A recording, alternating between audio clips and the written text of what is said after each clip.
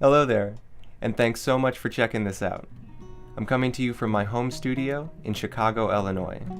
My name is Chris DeCause from Learning to Learn, and in this video we're going to break down the learning process into 4 stages.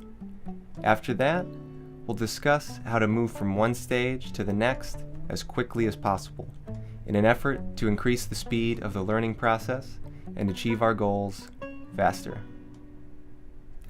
The 4 stages of learning is not my original concept. It is a well-established perspective that I subscribe to, but I wanted to share it because I think it is a model that can be very helpful. The first stage in the learning process is referred to as unconscious incompetence. You are unaware that you don't know how to do something. You are unaware of what needs to be done, and your performance is poor. In other words, you're bad at it, and you don't know why. Stage 2 is called conscious incompetence. You are aware that you don't know how to do something. You know what needs to be done, but your performance is still poor. You're bad at it, but now you know why.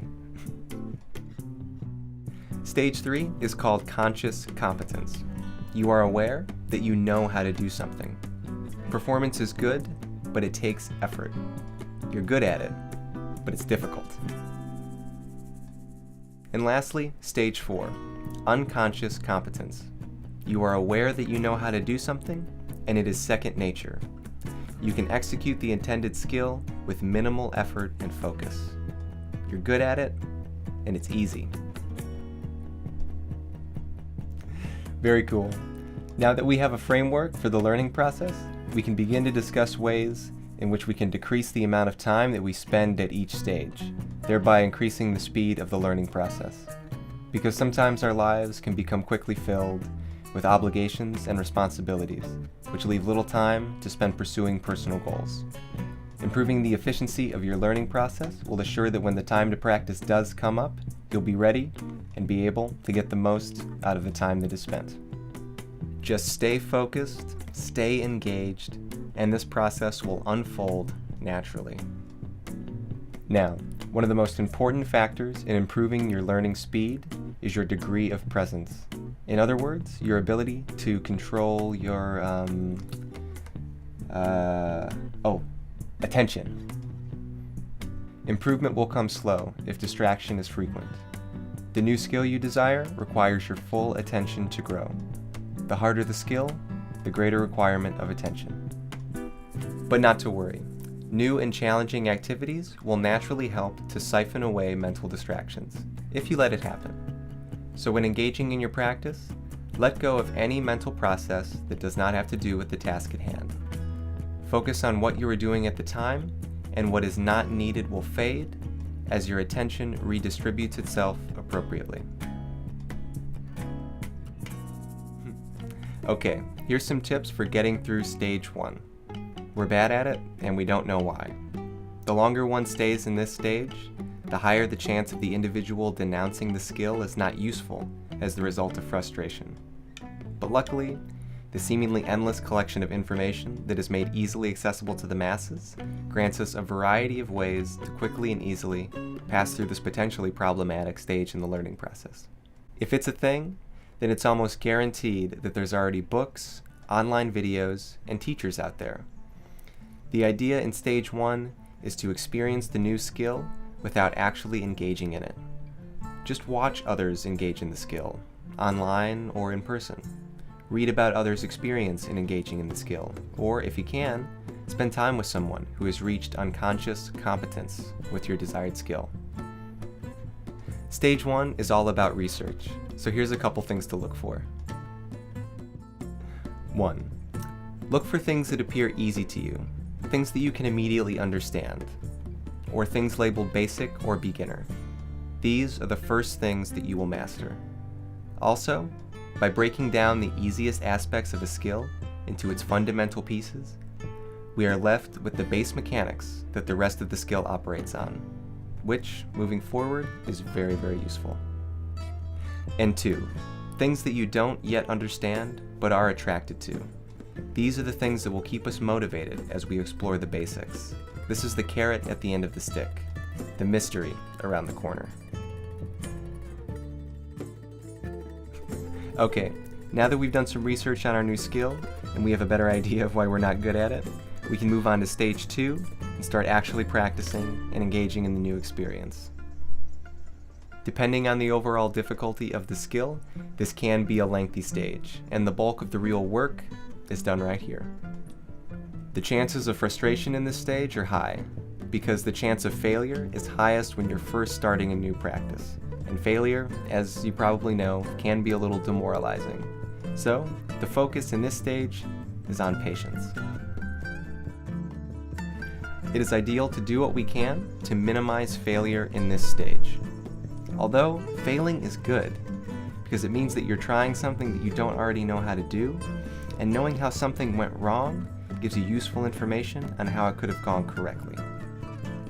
However, too much failure can result in the formation of poor habits. So, my rule of thumb is as follows. Do things as slowly as you need to do them correctly as often as possible. Break things down into small steps and look at each step as a skill in its own right, and master each step.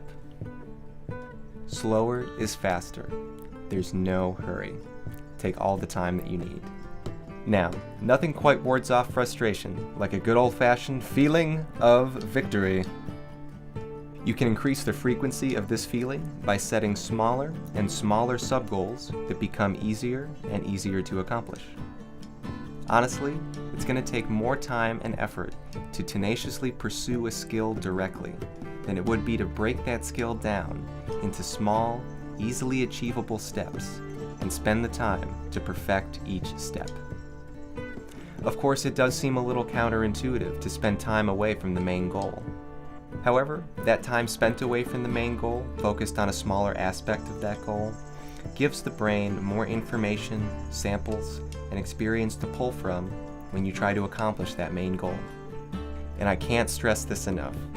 Give yourself positive feedback. When you're learning something new, and you do something exactly the way that you intended to do it, say something out loud, like correct, or yes. This helps the brain better identify a success from a failure. Your brain doesn't necessarily know exactly what you want to do until you do it correctly once and consciously confirm it.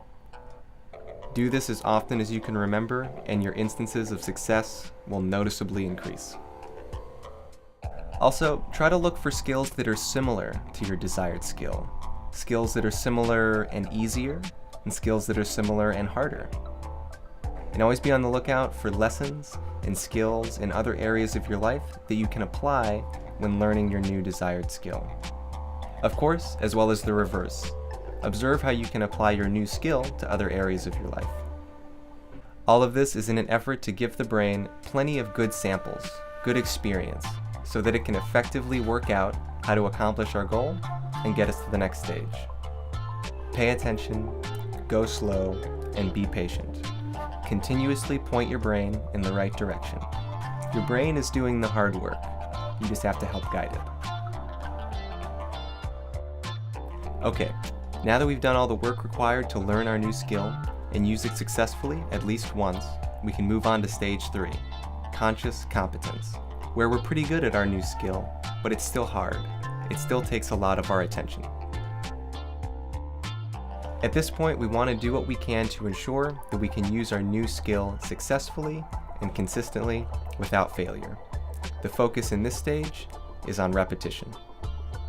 Now that you've found the right sequence of commands, or a focus point, or software, however you want to think about it, to execute your skill properly, it's time to run that software until it solidifies completely into the circuitry of your brain.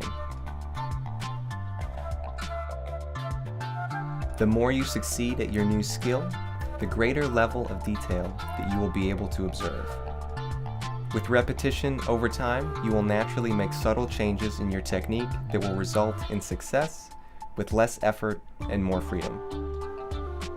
For real though, these subtle changes take time to observe and implement, so just stay engaged in the practice and your form will improve.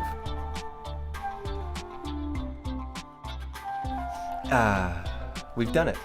Now we can perform our skill with minimal effort over and over again, exactly as was intended.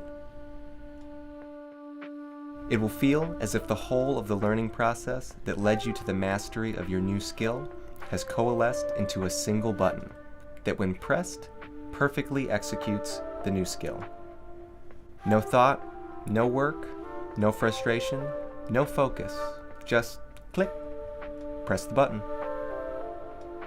So, what is there to do once we've progressed the skill to this last stage? What comes next? Now that we no longer need to place our attention directly on the skill to complete it, we can experiment with placing our attention elsewhere while still completing the skill. Engage in the skill while focusing on how you feel, or what's in your immediate environment, or while having a conversation. Or change the circumstances of the skill. Can you do it on one leg, with your eyes closed, on a boat, holding an umbrella, on a windy day? This is in an effort to take what you have mastered and make it difficult all over again. This ensures a perpetual stream of challenge, experience, and growth. Well, that's all for now. Thanks so much for your time, and good luck learning. If you enjoyed the video and want to help me spread the joy of learning and movement, please subscribe, like, and leave a comment below. Thanks again, stay focused, and keep moving. Bye-bye.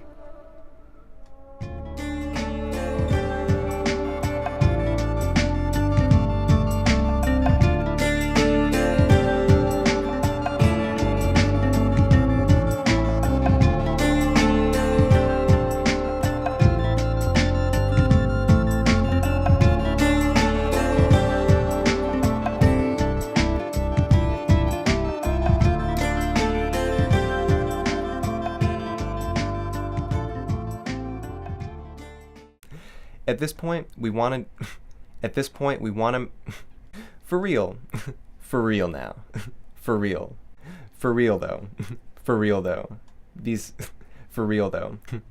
the chances here for frustration, the chances of frustration here are pretty high.